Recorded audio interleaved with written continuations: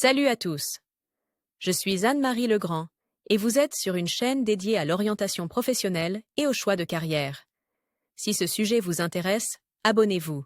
Et maintenant, passons directement au thème de la vidéo J'ai d'aujourd'hui. entendu ces deux termes, autour desquels s'articule aujourd'hui ma vie professionnelle, pour la première fois en 1995, dans mon premier institut, dans un cours qui s'appelait quelque chose comme Exchange et affaires boursières.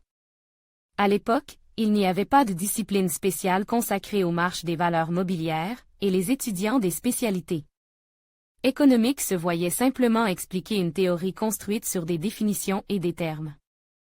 Aujourd'hui, 14 ans plus tard, je me souviens de l'aspect de mon premier cahier contenant des notes de cours sur les activités boursières et de l'emplacement sur la page des définitions soigneusement écrites de deux mots, action et bourse.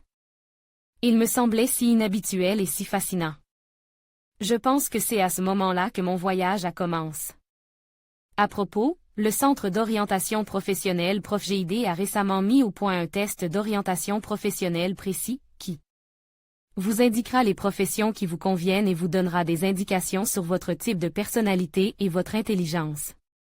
À lire également à l'époque, je vivais au Bélarus, où le marché boursier commence à peine à se développer, alors qu'à l'époque, il n'existait tout simplement pas. On ne pouvait s'informer sur le véritable marché des valeurs mobilières, les bourses, les indices boursiers et les produits dérivés que dans des ouvrages occidentaux traduits en russe. Mais le rêve, il ne connaît pas de frontières. J'avance vers lui chaque jour depuis près de 15 ans, parfois à grands pas, mais le plus souvent à petits pas. Réaliser un rêve est un travail difficile. Quelle profession ai-je choisie lorsque j'ai entendu pour la première fois le mot « action ». Je ne pouvais pas la nommer à l'époque, et je ne peux pas la nommer maintenant. Je ne peux que formuler une idée ici, et je ne peux pas dire maintenant quel sera le nom de ce poste ou de cette profession lorsque j'y arriverai. Le marché boursier évolue très rapidement. Le professionnalisme en bourse se mesure à la capacité de gagner de l'argent.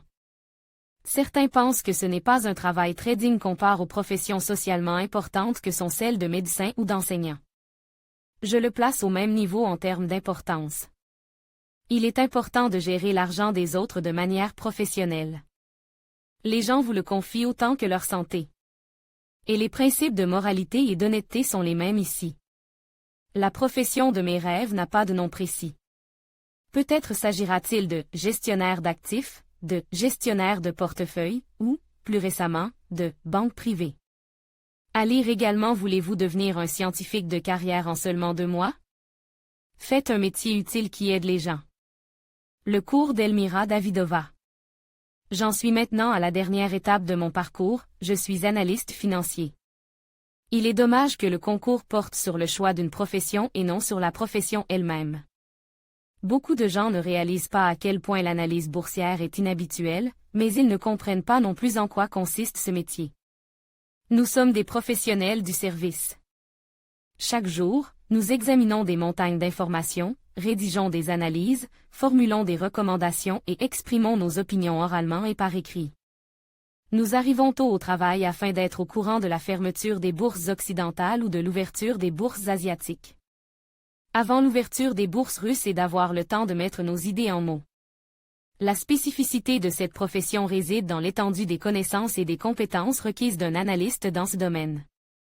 Macroéconomie, structure et fonctionnement du marché mondial, tant des matières premières que des finances, politique, rapports d'entreprise, analyse financière, statistiques, mathématiques, astronomie, langue étrangère. Il faut savoir construire des modèles, calculer, planifier et écrire en même temps, et pas seulement écrire, mais aussi savoir lire. Et mettre des chiffres en mots de manière intéressante. En d'autres termes, il faut combiner les types de personnalités humanitaires et techniques. Au fil du temps, on se rend compte que cette profession est tellement illimitée qu'il est tout simplement impossible d'y atteindre la perfection. Après tout, chaque jour est différent du précédent. Le métier d'analyste financier est nouveau en Russie. Nous n'avons pas d'université qui forme de tels spécialistes. Ce qui compte, c'est l'expérience et le désir personnel d'apprendre et d'étudier de nouvelles choses. Et si vous trouvez un collègue professionnel qui est non seulement prêt à partager ses connaissances avec vous, mais qui est également Heureux de le faire, c'est une chance extraordinaire. C'est exactement la chance que j'ai eue, pour la première fois en de nombreuses années de travail.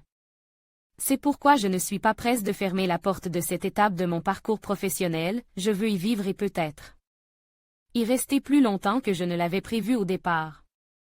Mais seulement pour rester plus longtemps, pour aller plus loin.